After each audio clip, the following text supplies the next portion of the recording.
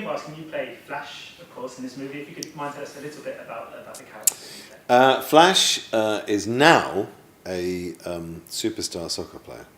He wasn't always, and what drove him to become the best player in the world, in inverted commas, was the fact that he was beaten at table football by the lead character in the film, Amadeo, played by Rupert Grint. And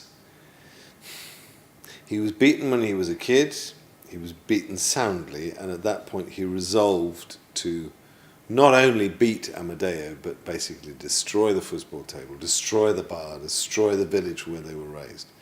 And so when he's, is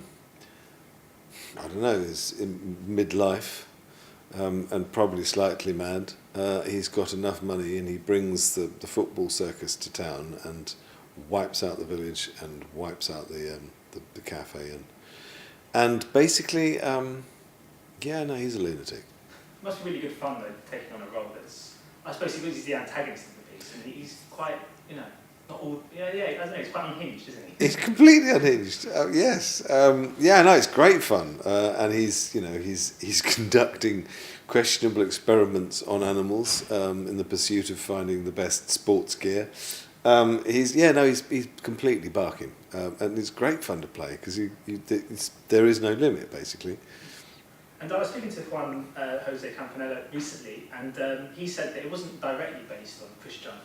It was certainly shades of the character. Were there any, not necessarily Cristiano Ronaldo, but were there any footballers or any players that you've ever sort of watched in your years that you kind of based them around slightly? No. I mean, I put up a few ideas, a few voices, and the producers, director basically, they said, no, we want you to go this way, that way. So they shaped what I did vocally. And that was when I tested for it, and then when they brought me back in, they played me a bit that they liked and said, we want you to do it like that. So I did. I was thinking perhaps I should have played it with a slightly higher voice, but maybe not. And that's because this sort of existed already as a Spanish language production. Yeah. I was wondering if you were able to see much of it, sort of much of the imagery, and look at images of your characters, and did that help you sort of get into it? I saw as much of it as they needed me to see. I mean, basically in explaining sort of what a scene was about, and they showed me sort of what led into it and what and where it led to. And I think, I mean, what I've done before in terms of animated film, I've done about 3 or 4 TV animated things, doing little guests on things, and I've done some games. And the thing that is basically just usually the way it's done is that they will direct you to where they want it, but sometimes that's actually really hard. Especially when I was doing one of the animated TV shows, and they were doing it. I was recording it in England, and they were doing it. They were directing me down the line from the States, and it was really hard because they were saying we want more of this and less of that, and at times I was struggling to actually really lock into what they were after. Well, when you're seeing the product, when you've actually got the visuals in front of you, and you're seeing what the character's going through and what the animators, how they've played it. So basically, it's easier, as far as I'm concerned, to then shape the voice accordingly. And so I enjoyed the process. And someone asked, was it difficult, to lip sync? No, because I've lip synced for years with my own voice. Or to ADR, automatic dialogue replacement. So, I mean, it sounds like you do enjoy the kind of animation process. It sounds like it's quite an unusual experience, sometimes perhaps quite lonely, but ultimately quite rewarding, I suppose, in the end. I'm just a lonely person, really. It's not lonely because it's such high, you need high energy because, but at the end of the day, you're exhausted. So I think someone else, it would be quite fun to bounce off another actor, but then you've got his performance to worry about.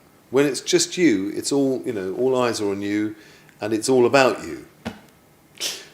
So it's not a desperately lonely process, but I enjoy. I mean, I love the fact that you've got. He doesn't look like me, and the choice of my voice. You know, and basically he's younger than I am physically, but it means that I can use my voice much more freely, and I can create anything.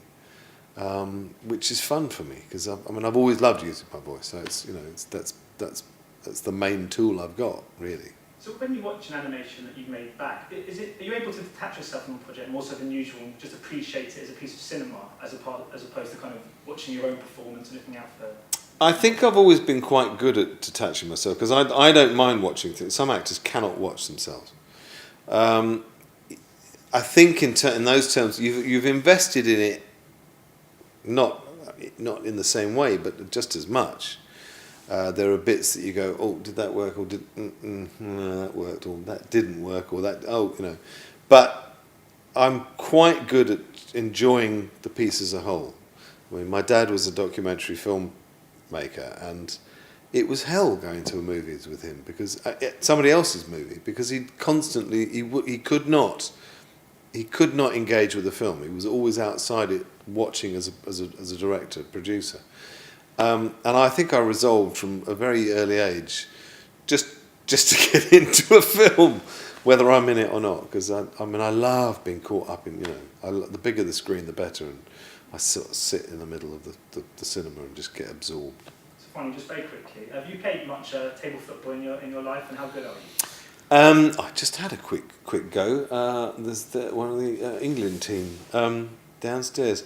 I love table football. I know more about. No, I don't know about table football. But I used to play when I used to go on holiday with my parents.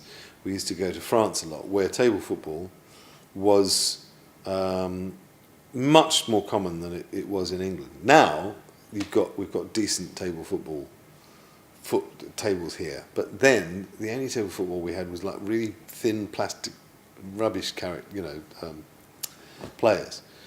But in France they had the proper metal ones and all that, and all that stuff. I love it. I used to love it. I haven't played for a long time. I did when I was in the States, when I was in LA and I was doing Buffy. I did have a game with Alison Hannigan, who played Willow, and she just trounced me. I was rubbish. So there you go. And I just got beaten down playing her. Well, thanks so much for your time. Much appreciated. Cheers, man. Cheers, thank you. Thanks, man.